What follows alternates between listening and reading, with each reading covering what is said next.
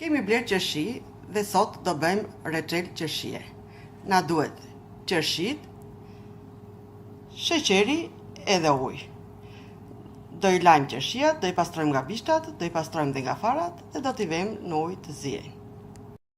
Qershit I kemi pastruar, ju kemi hequr bishtat, I kemi lar, I kemi lënë të kollojnë, tani I kemi vendosur në një tepsi të vazhdojmë heqjen e bërthamave.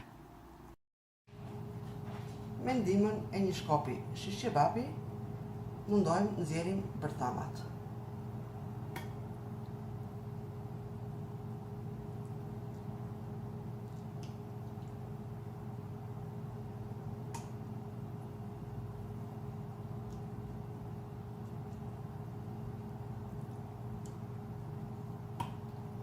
Dhe kështu vazhdojmë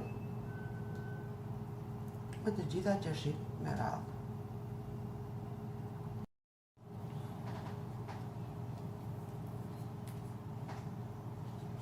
Kështu vazhdojmë me të gjitha qershit me radhë, duke munduar të heq me kujdes bërthama nga qershia që të mos na prishet kokra.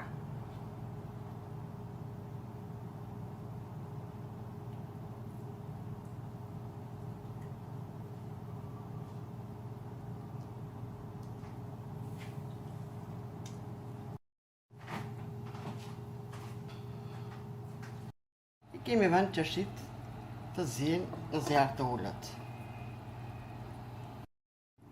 Tani qershiat janë zbutur. Edhim edhe sheqerin.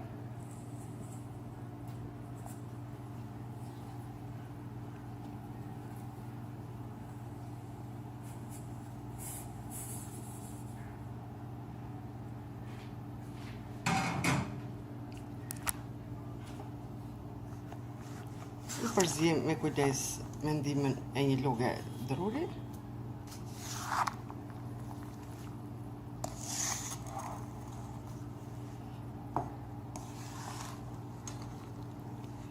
Dhe lem derisa të marri val reçeli, do dali shkumba lart, do fillojmë të pastrojmë shkumbën me ndihmën e një luge dhe do lejmë të ziejë në zjarr të javashëm derisa reçeli të jetë bërë. Reçeli vazhdon të ziej. Masat e reçelit janë në 2 kg qershia, gjysmë kg sheqer. Nuk I hedhin fare ujë, I hedhin vetëm langun që ka lëshuar qershiat vetë gjatë heqjes së bërthamave. Dhe lejmë edhe pak sa të trashet, e fikim dhe e servirim. Reçeli ka përfunduar serziri, e kemi fikur, e lejmë të ftohet dhe e vendosim në përkavanoza. Reçelin e kemi hequr nga zjarri dhe ashtu të nxehtë siç është, e kemi futur në përkavanoza. Kemi vënë një lugë brenda që mos plasi vazua, e kemi hedhur reçelin e nxehtë, e kemi mbyllur vazon dhe i kemi kthyer kokë poshtë derisa të ftohen. Kjo bëhet për arsyeën e vetme që vazo e reçelit mund të rojë sa të duash, s'ke nevojë ta mbash as në frigorifer, mund ta mbash në ambient jashtë dhe mund ta mbash 1 vit, 2 vjet sipas dëshirës.